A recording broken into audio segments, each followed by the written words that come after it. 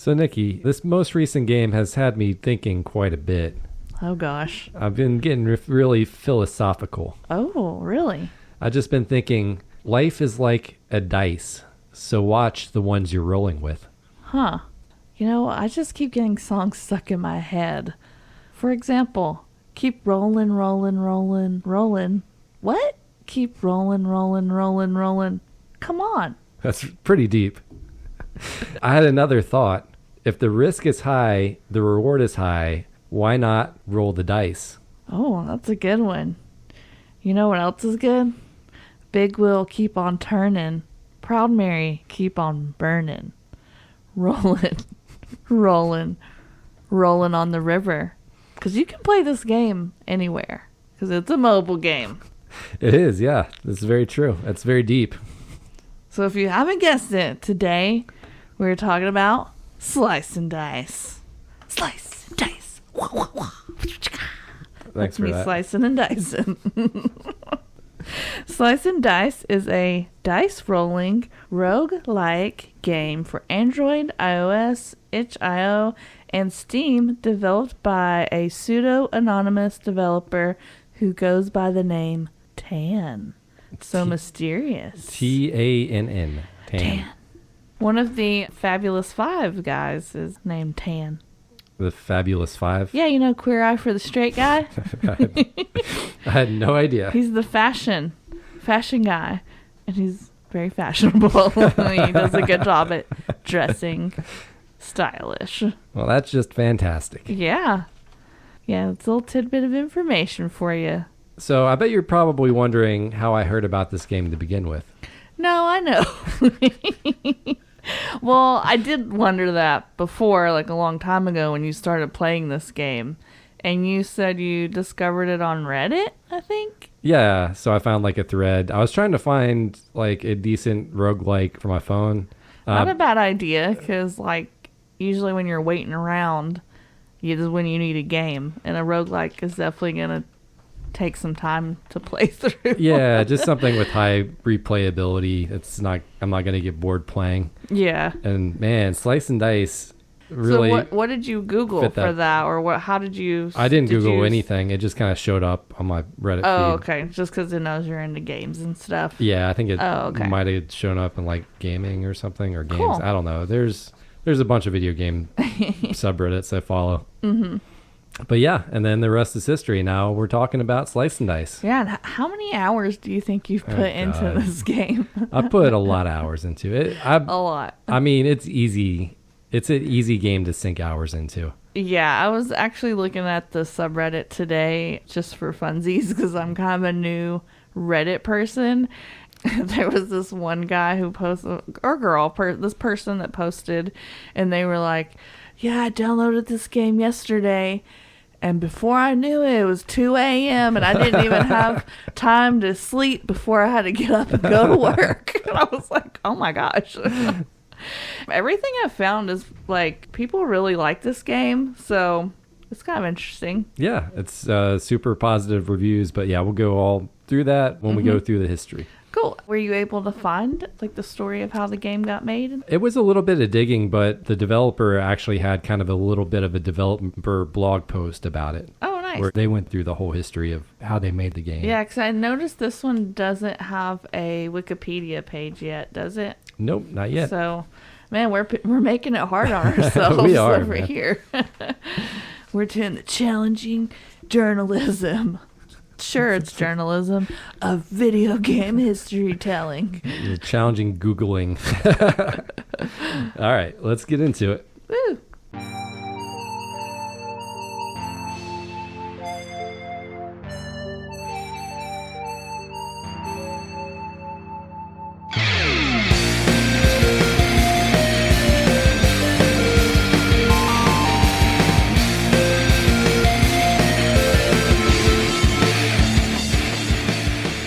So, Eric, what did this blog have to say?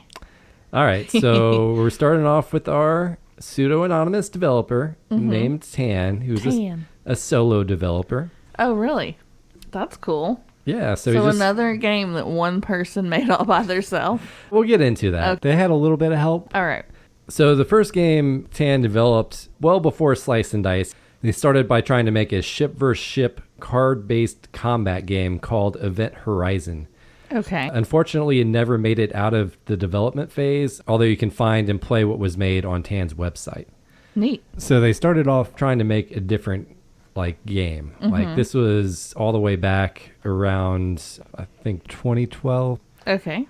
So basically, Tann said that there was an issue with the user interface being inadvertently made to be too complicated. So just too much information and stuff on screen.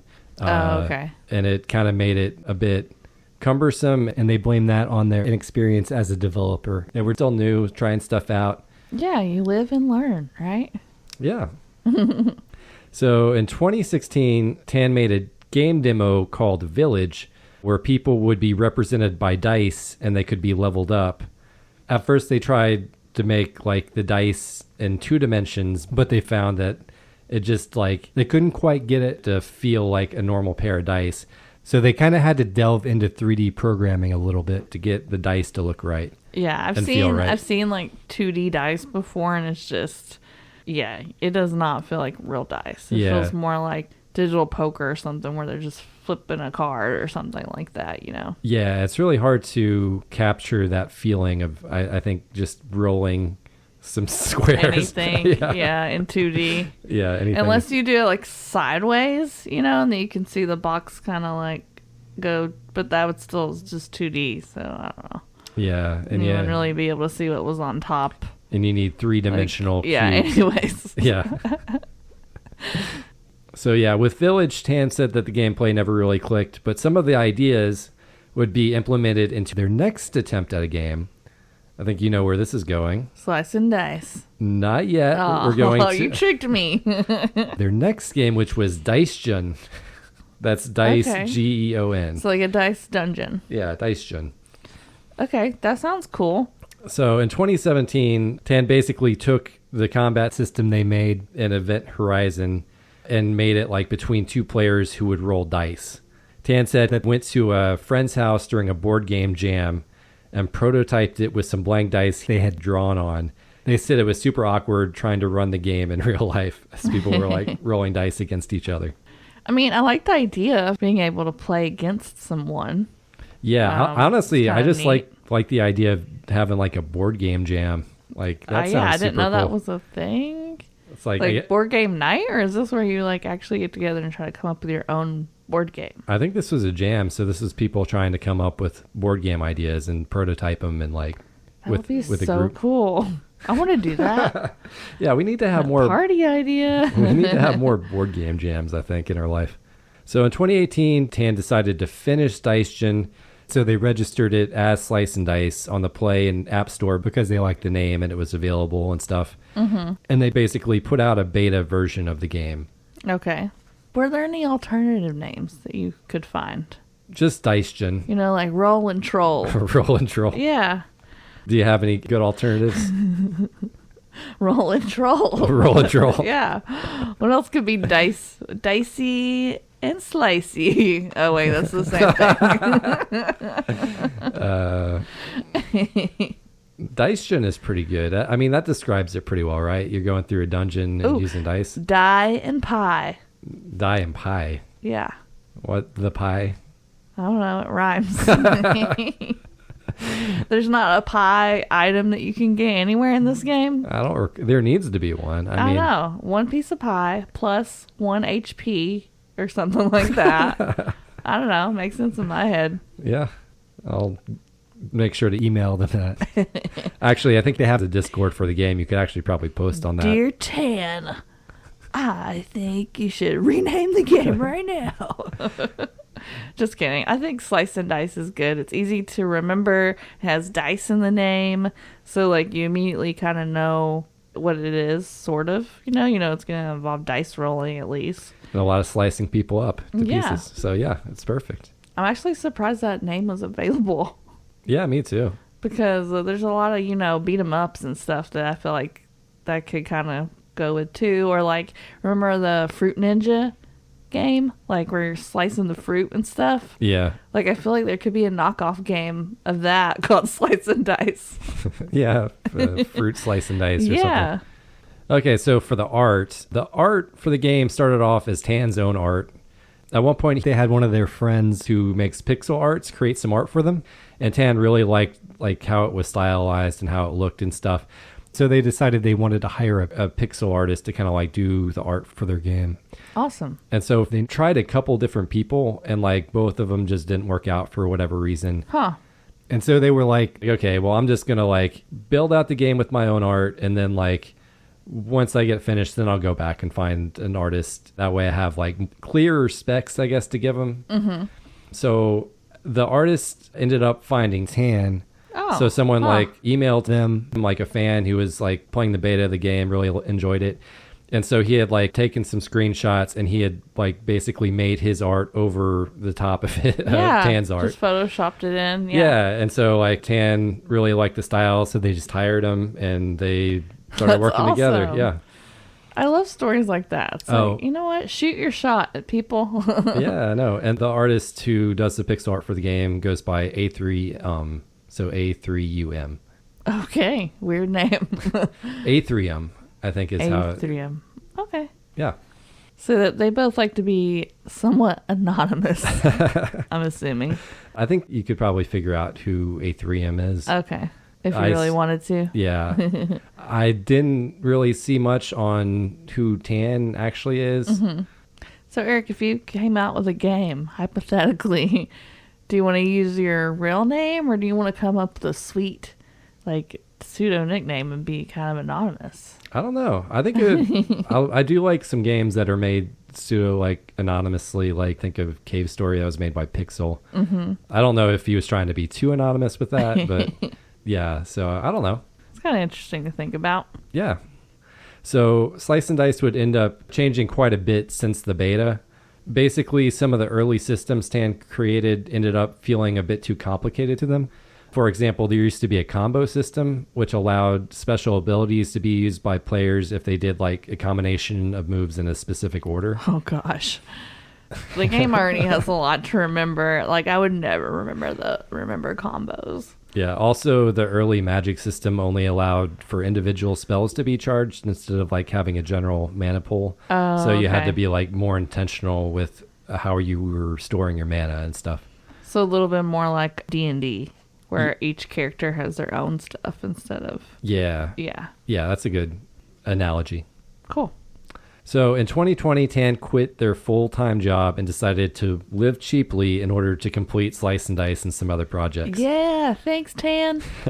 And so the game was officially released in 2021, and it received mostly positive reviews when it came out. I actually couldn't find hardly any negative reviews. Yeah, occasionally, like I've read, it just doesn't click for some people. Yeah. And that's fine. The one thing that's really nice about it, though, is there is a free demo available. Mm-hmm. And the demo does a really good job of capturing the game. Like, I feel like you download the demo for free, play it for a while. If it's just not clicking, Yeah, don't buy it. Yeah. But if you're like me and you play the demo and you're like, oh man, this is amazing. It's like, I want more of this. Yes, please. Yeah. Then you'll definitely end up buying it anyway. And it's only like $8. Yeah. So it's not... It's $8. That crazy. Yeah, it can run on your phone. It can run on computer. Whatever you want to get it for. So I got some fun facts for you. Ooh, yay! Gimme. So the fun facts I kind of had a hard time with for this game. Okay. Because there wasn't too much in addition to what Tann wrote about the history of the game. Like I couldn't find like other sources. Yeah, and I did go to the website for Tann's. I guess it's just his website, and it is like the most basic, minimalist website. There's no fluff on there at all. It's kind of nice. Yeah. There's not a whole lot of stuff. So most of my fun facts are just like fun facts kind of within the game itself. Although I will say, like, just a weird bonus fun fact. If you go through their blog, they are like super into the ideas of like algorithms in nature and trying to emulate some of the patterns you see in nature, like flocks of birds and stuff like that. Mm-hmm. It's really interesting. Okay, so fun fact number 1, there are a lot of achievements in this game. Oh, really? Do you want to guess how many? You mean for Steam? Just within the game itself. Oh, okay. 420. It's a little bit lower. Lower than that? Yeah. 320. Just keep going by 100. Do one more. 225. It's 200. Okay. So you have 130 normal achievements and 70 secret achievements. How do you know how many achievements? Is that on your stats? Yeah, so you can see it. If you go to your stats, you can see like blank out of like 100. The normal ones are 130. Yeah, so something, whatever number out of 130. Oh gosh, I probably have like 2. Yeah, I'm actually kind of curious to see how many you have. I'll tell you how many I have. So I actually have way more than I thought. I was like, oh, I'm probably gonna have 3 achievements. I actually have 53, but it says I only have 130 achievements to get. Yeah, probably because I haven't unlocked the other modes. So those are the normal achievements. Oh, okay. The secret achievements are below that, and it will, if you scroll down further. Ooh. Okay, so how many do you have? So I have 126 out of 130 achievements. Okay. And 22 of the secret achievements. Oh my gosh, so there's a lot of secret achievements. Yeah, so there's 70, I think. And some of the secret ones are harder to get. They're like the more challenging. Yeah, because they're secret. So basically, the achievement system is there to... It locks content, basically. Mm-hmm. And so as you progress, as you unlock the achievements, game content unlocks with each achievement. With each normal achievement, you unlock more and more of the game. And they did it that way so basically you wouldn't get overwhelmed by this sheer amount of stuff at the beginning. Okay.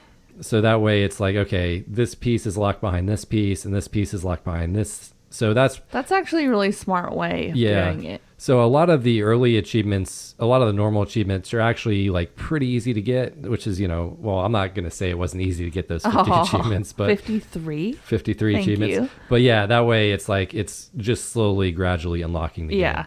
And then hopefully by the time you have a certain amount of achievements, you have a certain level of knowledge of all of the items and stuff. So then adding on is something new.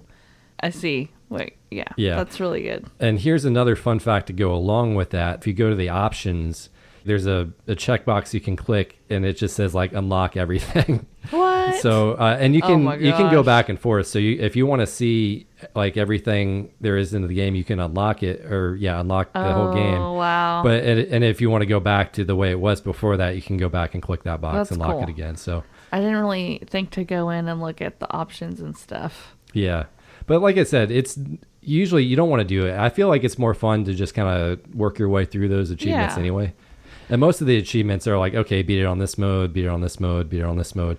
There are a lot of different modes within the game. There's like more than 20 modes I think you can play it on. What? 20? Yeah. Fun fact number 2, maybe this is a fun opinion. I don't know. So I have an opinion that there's one of the hardest achievements in the game, one of the secret achievements you can get, which I'm not even sure is possible. It's called Classic Hell Streak. It involves beating the game on classic mode on hell difficulty twice in a row. So about the difficulties, if you didn't know how they worked. Mm-hmm. So making the game easy, you get access to blessings, and making the game harder, you have curses you have to work around. Oh, no. So that's basically how it works. Like if you put it on easy, I think you get like a level 5 blessing to start the game. Ooh, yeah. And if you put it on hard, you have like a level 5 curse. Ugh, gotcha. So the easiest setting is like you get like basically 17 ranks worth of blessings. Okay. And the hardest difficulty setting is called Hell. You have to deal with 46 ranks worth of curses. Oh my gosh. Which is a lot. So I have yet to beat it on Brutal, and that's like 23 ranks of curses. Jeez. It gets really... And then you have to do it twice in a row. And you have to do it twice in a row. I mean, I'm sure someone out there has done it. Yeah, so I did see on the leaderboard that there are 6 people who have done it. Wow. That is very few. I'm honestly kind of skeptical because I have no idea how you do that. I need to look. Maybe there's a blog somewhere of someone doing it. Yeah, maybe there's a YouTube video or something. Like to do it consistently, I'm like, how would you do that? I have no idea. So there are individual curses and ranks that go beyond those, the amount that the difficulty settings and the easy settings. What do you think the highest ranked curse is or the highest ranked blessing is? I don't know. 53? That's my final guess. So that's not right for either. So the highest blessing is ranked 200, and it's called Peace. Oh, I should have guessed. Should have guessed what? 200. Yeah, you should have guessed the answer, obviously. It's called Peace, and it subtracts 5 pips from all sides for all monsters. Ooh, that's cool. So it basically makes it so the monsters can't really attack you. Yeah. It's like it's ranked 200, so you're not going to get it unless you play on a special mode. The highest ranked curse is called Mortal, and then 10 plus signs. And it limits all hero shields, health, and dice pips to 1. Oh, man. Yeah, that sounds almost impossible. You can't get a hero with more than 1 health point. How in the world? Yeah, I have no idea how you're supposed to win with that. Maybe with something convoluted like within the rules or something. I don't know. So yeah, that's it. That's all my fun facts. Cool. There is a wish mode in the game where you can essentially put whatever curses or blessings on your party you want at any time. Oh, kind of make your own difficulty. You can kind of experiment with stuff like that if you wanted to. Interesting. It's kind of like sandbox the game. So, So if you're trying like certain builds or something. Gotcha.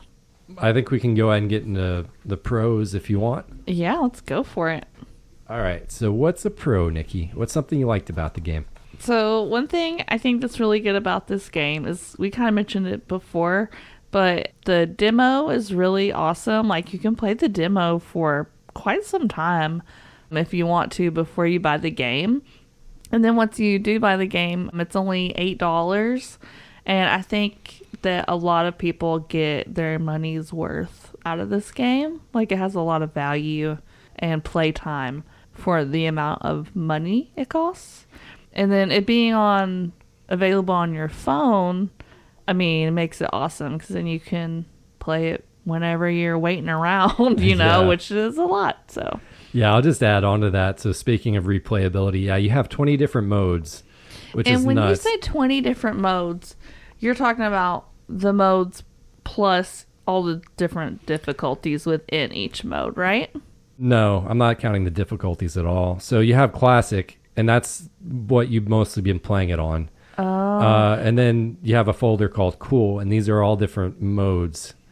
So within each mode, there's like sub modes, basically. So within each mode, then you have also difficulties. Yeah. Okay. So there's modes within modes, though, basically. Yeah. Modes within folders. So I haven't played around in the modes too much yet because I'm still just trying to beat the most basic, easy. I did beat it once, but yeah. But the modes basically the different modes change up some of the rules of the game. So there's a mode where you don't level your heroes, instead you get items every single round. Oh, okay. There are modes that are basically endless that will keep looping around and keep adding on curses or blessings and stuff like that. So that's nice because I was kind of wondering, I kind of understand getting hundreds of hours in because each game, is that what it's called? Each game. Yeah. Okay. Each game is probably an hour. Yeah. You think? Roughly. I mean, you can definitely speed run it or you can go slower. I think at the beginning, you just have to read everything. But we can talk about some of that stuff later. Yeah, that's fine. What's something else that you like about the game, Eric? So I really like the fact that basically every battle is a self-contained puzzle. And you have so many different combinations of heroes, monsters, and items. You basically kind of have an endless puzzle game. Yeah. So usually what happens right at the start of a battle is okay, the enemy throws down their dice and you know who they're going to attack, how much damage they're going to do. Mm-hmm. And almost a lot of the times they do their initial attack rolls. You can get a little flustered because it's oh man, they're going to wipe so many of my characters out. Yeah. And you just have to figure out, okay, how am I going to get out of this situation? What's the right move? Yeah. Sometimes you need to focus on defensive dice. Sometimes you have to try to find more attacking dice. Yeah, exactly. It really just depends, and you have to like adapt to whatever situation you get into. Mm-hmm. So yeah, I really like that aspect of like, okay, yeah, puzzle. Just like very heavy strategy. Yeah, strategy, puzzle, whatever you want to call it. So they give you an undo / like unroll button that you can use. Oh yeah. Which I think is really awesome because it gives you kind of like a chance to experiment with different combinations of things to see how it's going to work, you know, because for me, I can read what something does, but if I can see what it does, it makes more sense. Yeah. So it's kind of nice that they give you that option, and because that gives you the freedom to like try a bunch of different things out and like try to work through the puzzle. Yeah, the undo button is so important in this game. It's so helpful. Mm-hmm. You can't undo your rolls, but you can undo like your choices when you use what you've gotten from your rolls. Yeah, that's true. But you can re-roll. You can do like so many re-rolls per round or whatever. I think it's like 3 or 2 or something. Yeah, that's what I meant, the undo and re-roll. But yeah, like that's a really cool thing that they let you do, and it's a really good idea because there's not a lot of games where I can think of that lets you undo what you just did and like basically try again without dying. So yeah, it's kind of neat. So one of the things I like was just trying to find the combinations where it's like, oh man, like this feels unfair. You can find combinations that are just so overpowered that make you feel like you're doing so well. Yeah. They're tough to find, but like once you find like the right, like I want to use the word synergy. It's like such a corporate word though. It's weird to use that just in casual conversation. Yeah, but I get what you're saying. Yeah. For sure. So although you can buy the game, there's no microtransactions or anything like that you need to, there's no outfits, there's none of that crap that they're trying to like squeeze extra money out of you. So that's always a good thing. Yeah. When you download the demo, it's like it says there are microtransactions, but that's literally just to buy the game. That's it. Like that's the only microtransaction is to actually purchase the game. But yeah, it's no ads, and you can play the game offline, so you don't have to worry about being connected to anything. Yeah, that's good, especially when you're on a plane. And then like it also, the graphics are very minimal, so it does not use very much battery, which is also really nice. True. Because you're going to be playing it for hours at a time. Hours and hours. It's going to be your new job. Another really cool thing, this game gives you 10 languages to choose from in the language selection menu. So I feel like if you were trying to learn a new language, especially for you, like if you like games, like this could be a good way to work on your Spanish or German or whatever language that you're wanting to learn or work on. Yeah, I never really thought about that. That's interesting. I've never noticed that in other games where they had that many languages to pick from, so I just thought that was really cool. Yeah, and it's like right there, you just have to like pull up the language thing and tap the language. Yeah, I mean, why not? If you're making a mobile game where literally pretty much anyone in the world can buy it, you know, why just have it in English? Yeah, makes sense. A few other things I really like about this game is that you can play it for 5 minutes if you want, or you can play it for a few hours if you want. It saves where you are when you close the app, or, you know, when you just kind of go off the app. Yeah, go off it or close it. Yeah, you can come back to it. You come back to it, and it starts you just right where you were. And I think that's nice. And then I really like the art, the pixel art for the game. Yeah. I think it's really pretty. They use a lot of vibrant colors, and I don't know. It's a really nice looking game. Yeah, I love that pixel art style, and the artist did a really nice job. I definitely agree with that. And I was going to ask you, because I hardly ever have the sound turned on my phone, but did you listen to the music that went with the game at all? I honestly usually keep my phone on mute too, so I really didn't listen to it much. I was like, I heard it a little bit because when we were playing together on your phone, you did have the sound on, but it was really low, and I was like, oh yeah, the music. I was like, I need to listen to that, but then I forgot. That's my bad. I meant to listen to it more with the sound on, but I kind of forgot. I mean, I think a lot of people are like that because you're usually going to be listening to music or something else while you're playing this. Yeah, it's kind of like a background thing. I like to have the sound off on my phone too, so I get it. Like, I keep thinking this is like a really good game for the airport when you're waiting around for your flight and stuff. And so I'm thinking, you would have music on and then you could be playing this while you're waiting. Yeah, or just on the airplane itself. Yeah. Because, if you don't have any internet, you can still play it just fine. Yeah. So I will say, I did not think I would like this game as much as I did like it. Oh, really? Which is still, I'm going to give it a medium score for me. Like, okay. I was reading these Reddit posts and people were like, oh, it's so good. I've been playing it like 400 hours. And I'm like, whoa. It is a good game and I do appreciate it. But if you are not into like roguelikes, you're probably not going to like this. Yeah, but if you are, you're probably going to like it. And I'm kind of like in the middle, I think. When I started playing this, we can kind of go into the cons a little bit. I didn't like it as much because it's a lot at first. There's a lot to learn. You really need to click on all the texts and read like everything. I mean, if you're reading like 5 items at a time, like I can't remember all that. So it's like you have to click on all that, and then you have to click on all the enemies and see what all the enemies do, and it's just a big learning curve at the beginning. Yeah, and it's a lot. And then, you're experimenting, trying to figure out what each item does. Mm-hmm. And then some of the rules themselves are pretty, like, hard to interpret.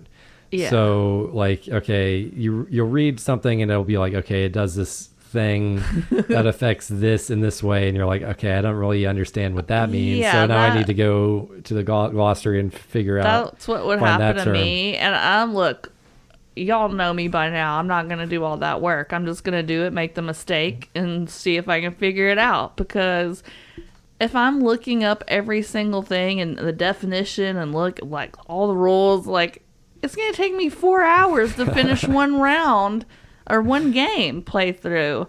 I don't have time for that.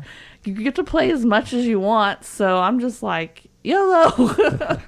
And then, of course, I die every single time, and I'm like, what am I doing wrong? Yeah, I definitely had to go to the glossary to figure out some stuff. And then when I was playing with you, Nikki, like I was able to like, hey, this is what this item does and what this item does. And I know. It was like having you play with me was like having a real life Clippy, remember Clippy from the Microsoft Word? Yeah, I don't know if that's an insult or not. No, it's great. I was like, Eric, what is this? And you're like, oh, this does this. See, if you do it like this is how it works. And I'm like, oh, it's so much better than having to go read the rule and then look up the thing and the glossary and all this stuff. Just ask Eric. He's already put 100+ hours into this game. He knows. It's like I'm like Clippy. I know some stuff, but I'm also pretty annoying. Yeah.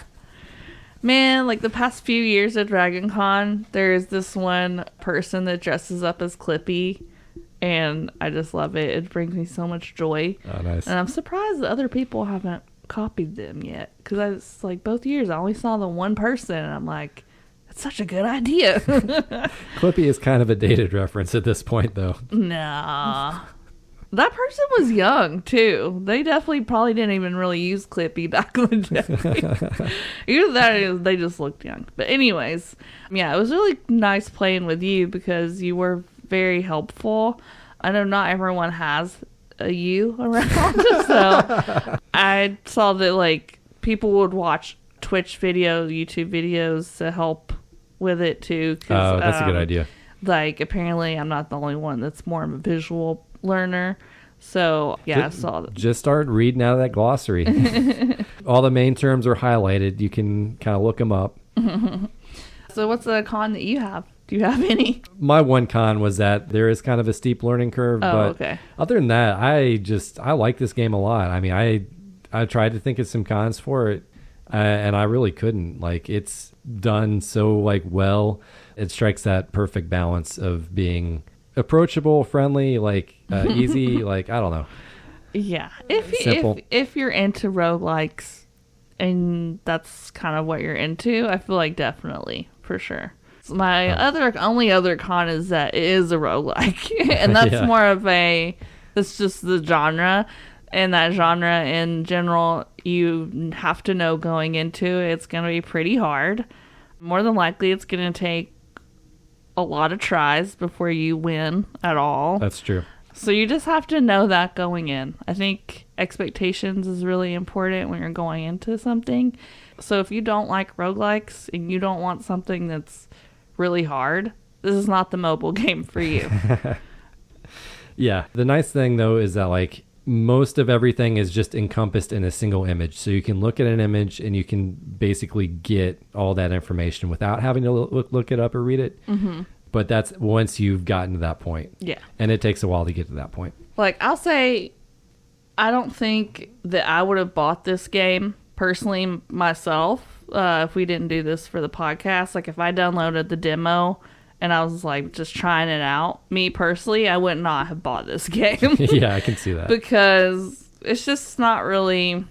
I don't know. Now that I have it, I'm like, cool, I'll play it, like, at the airport and stuff. But I can't, like, see myself playing this every single day or anything like that. It's just, I don't know, it's a lot of brain work. And I'm not quite there with all the learning and stuff. And I think, like, the more I play, the easier it'll get, which is, like, I guess how roguelikes usually go. Yeah.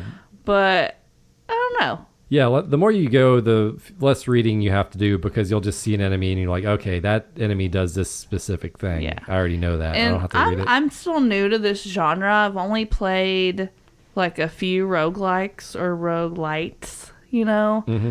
And it was kind of the same way with Hades. Because that was my first one ever. And I was like, oh my God, this is probably the hardest game I've ever played. But then once I kind of got more used to how it worked and everything, I actually really, really liked the game. So I think like maybe with some more time, I'll like this game more. But yeah, I definitely don't think it's for everybody. Oh man, eventually I want to pick the OG Rogue, just so we can talk about it. It's like it's an ASCII game. It goes way back. No more ASCII games. But it launched a whole genre. Like it's an important game. I feel like okay. From the history perspective, Fine. like I feel like a lot of people also don't know when we say roguelike, we're talking about an actual game named Rogue that came out like in the 80s. Oh, I didn't know that either. Yeah. Because that's a race that you can be in Dungeons and Dragons, isn't it? So that's more of what I was thinking. But it's actual reference to a game. A game called Rogue, yeah. Interesting. So that'd be if like a whole genre was called Super Mario Brothers Light or something like that. Yeah, something like that. Yeah. That's so weird. And hey, bonus fun fact, I didn't know that. Yeah. Cool. So Eric, do you want to get into some strategy? Oh yeah. A lot of it we've kind of already talked about. I feel like when we were talking about the pros and cons, we mentioned a lot of strategy already, but let's get into it. This is tough because it's like there's so much in this game you could talk about, like just as far as items and like character combinations and stuff like that. Yeah. You could definitely go for a while talking about strategy when it comes to this game. I kept mine like just pretty basic. I don't know about you. Do you want to start off? Yeah, you know I kept it basic. Yeah, I'll start off. So the first one I have is at the beginning, or at least at the beginning of the easy difficulty, which is the only one I've made it to so far. They give you a bonus item to start the game with. A blessing, yeah. Or a blessing, yes. If one of those is an extra party member to add, like an extra person to add to your party, choose that over anything else. That is really nice. Yeah. I'll say the one drawback of that is that since there are only so many level ups during the course of the 20 levels, you're distributing those level ups amongst 6 players instead of 5 players. Yeah. That's the one drawback, but you know, some of the level 2 classes are really powerful too, so I definitely agree with you that taking that extra person is helpful. Mm-hmm. So I've already mentioned my strategy word, synergy. Yes. Really, this game really is all about synergy. It's all the corporate people get card-ons from that. So a lot of abilities and items, they might like seem underwhelming when you first look at them. Mm-hmm. But when you like use them in combination to other things, you can get them like really super powerful. Yeah. I'll give you an example. Like there was one game where I got an item for a character that basically gave them group growth on every one of their healing dice sides. Okay. So group growth is like every single character's dice on that same side gains 1 pip. Okay. For the entire party. And that's a super powerful item.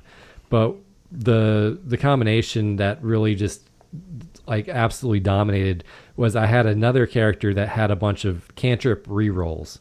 When they land on that, it basically adds the number of times you can reroll your dice. And so like as the group growth characters basically started gaining more pips on them on the different sides, like those would land and suddenly I'd have like 3 or 4 rerolls. Yeah, that's nuts. And then that character also had some cantrip mana gain side. So I basically got to the point later in the game where I would have almost unlimited mana because I could just keep re-rolling and gaining mana. Yeah, it was nuts. And you can use mana to like cast spells, put a shield on yourself, attack an enemy, stuff like that. Yeah, mana is so extremely useful. It's kind of like magic or in the game. Yeah, yeah. Magic points or whatever. So we kind of already covered this, but it's just like read everything, but specifically read the boss descriptions. Yeah. So you know if there's a certain spell that does extra damage towards them, or if there's something that doesn't work on them, or if there's something they're going to do that you might need to know about. The bosses almost always have like a gotcha thing with them. Mm-hmm. I mean, almost all the enemies have different like gotcha things. They're almost never just like hit points and damage. There's almost always a rule associated with an enemy. Like this character takes like an extra point before you can damage it. Like you have to do 2 damage in order to damage it or something.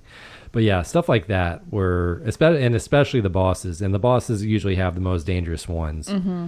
So it's good to read those. So yeah. Sometimes like an early game item might not seem that useful. Like I found some of the level 1 items that just like shift the character slots a little bit. I'm like, what's the point of that? It's actually more useful than you think because a lot of items will replace one of your squares with an item. And a lot of them will replace either the left or middle squares, which are usually your best like squares. Okay, so if you want to make room for a new thing, basically. So yeah, if you want to, I can see that. If you want to like replace a less powerful square but still have it land on like a left square or middle square or something, finding an item that shifts your squares around can be really useful. Gotcha. So when you're looking at level 1 items, most of which are not that useful, something like that could be like, okay, I'll just pick up the item that will a good idea to try. Shift my item slots in the hope that I find something that will work with it later. A lot of times I never find that. I guess it never hurts to just have it there just in case. Yeah. We talked earlier about the re-roll and the undo. Like, I didn't realize that you could do that at first. So definitely take advantage of that if you make a mistake or if you want to just experiment. Just use that all the time, basically. Yeah. As much as it'll let you. Really go ham on that undo button. It's really helpful. Yeah, it's meant to be used like as a part of the gameplay. Yeah. They put that in for you. That's funny. So. One of the achievements you can get is called I wish I could undo this achievement, and it's from hitting the undo button a lot of times. That's nice. Trolling you. I thought that was funny.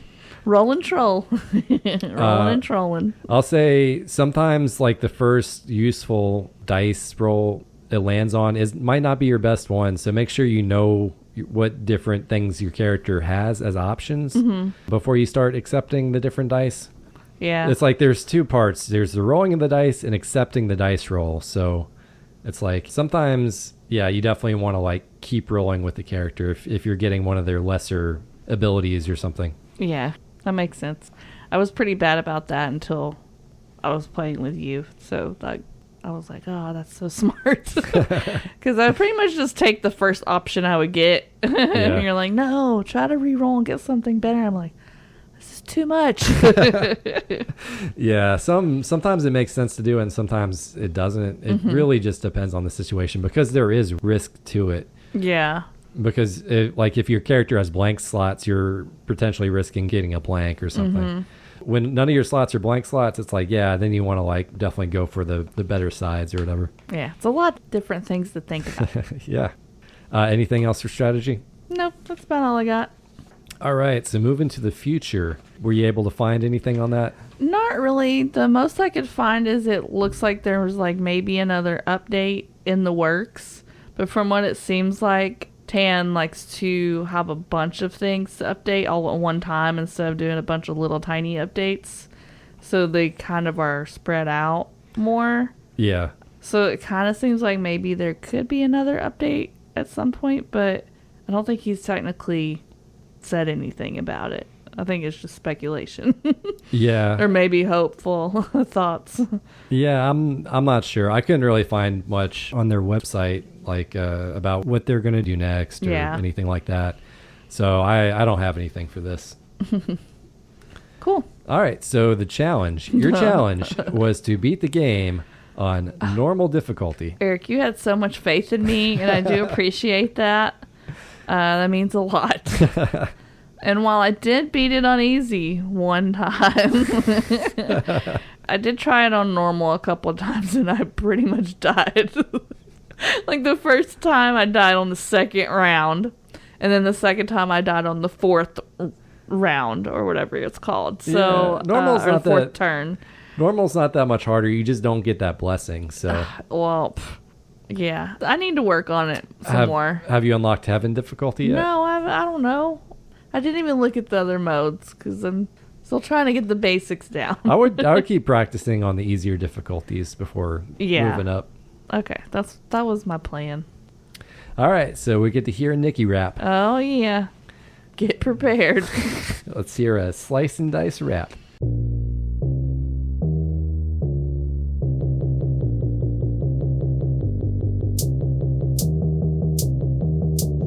Don't think twice, the dice entice. Now you got a new vice. No, it's not all spice. Fried brown rice or even dry ice. You must pay the price and don't play nice. Kill all the mice, no sacrifice. We all in paradise cause we play and slice and dice.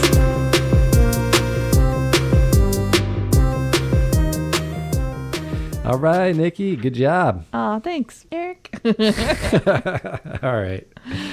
You're not trolling me, are you? No. Okay, I'm going to drop the troll bit. Is it getting old? No, I thought it was good. All right, cool. All right, so it's your turn to pick the game. No, it's not. But you're not going to do it. Because we have a special guest next episode. And it's also our season finale, huh? Oh, man. It flies by so fast. Exactly. So we're going to have our friend Mark Zimmer. I think that's how you say his name. I don't know if I've ever actually heard him introduce his last name to me, But we'll find out the next episode. We'll ask him. How you pronounce his last name.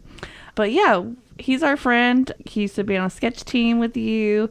We always see him at Dragon Con. Yeah, and you knew him before that, didn't you? I don't think so, but he's kind of like a part of the improv comedy group, I would say. So we have a lot of friends in common, and we all run in the same circles, I feel like. So yeah, super awesome, nice guy. So Eric, what game did he decide on? Okay, so Mark Zimmer says, hey guys, thank you so much for letting me crash your podcast this month. Excited to join the conversation. So here's my options for what we should play. Options? So he's given us two options. One, Astrobot for PS5. His game of the year for 2024. Lots to collect and talk about. Okay. And then he's giving us an extra option if we want to be adventurous.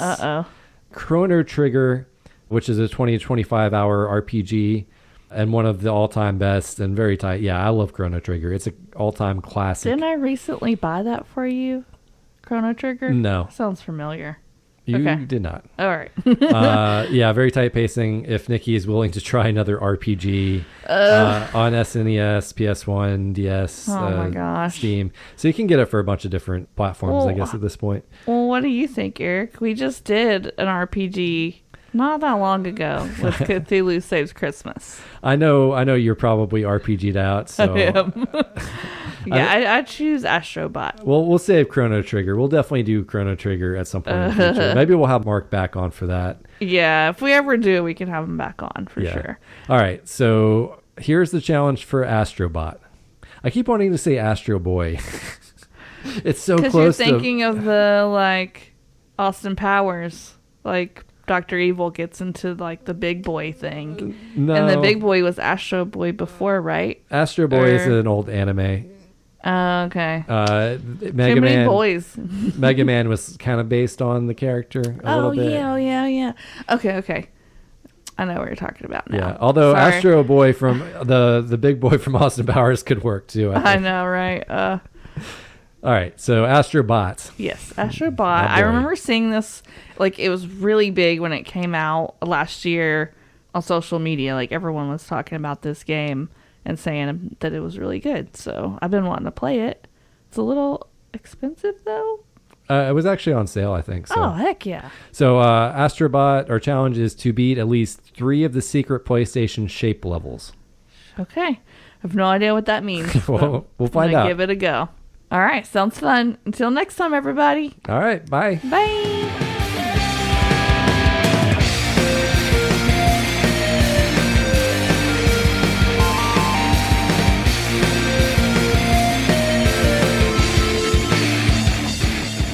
And as always, if you love us and love our podcast, leave us a review on Apple Podcasts or rate us on Spotify.